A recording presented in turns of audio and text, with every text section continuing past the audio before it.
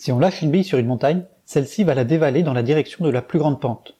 Et si on va dans le sens inverse de la bille, on va vers la plus forte montée, donc ici, on remonte vers le sommet.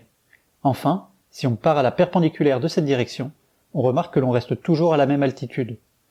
Gardons en tête ces observations pour essayer de généraliser la notion de dérivée dans le cas d'une fonction à plusieurs variables. Prenons l'exemple de cette fonction à deux variables et plaçons-nous en un point de la surface qu'elle décrit en 3 dimensions. Ici, le point de coordonnées 1, 2, 1,5. Pour étudier les variations autour de ce point, on commence par regarder la section de la surface par les plans verticaux qui sont parallèles aux axes. On fige tout d'abord y, et on observe la courbe de la fonction f de x, 2, dans le plan y égale 2. Dans notre exemple, on obtient une fonction linéaire qu'on peut dériver par rapport à x. On obtient ce qu'on appelle la dérivée partielle de f par rapport à x.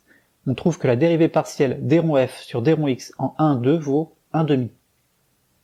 En refaisant ce travail en fixant la variable x et en observant la section par le plan d'équation x égale 1, on obtient une fonction de y.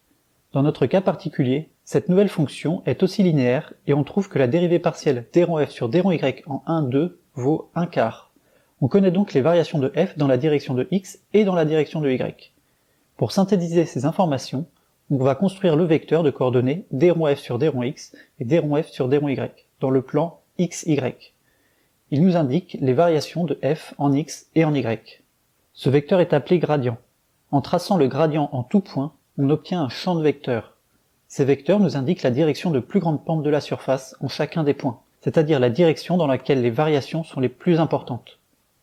Enfin, si on trace une ligne de niveau sur la surface, c'est-à-dire qu'on observe tous les points qui sont envoyés à une même hauteur, on remarque que ces courbes sont perpendiculaires au gradient, ce qui est cohérent avec ce qu'on avait observé sur la montagne en début de vidéo.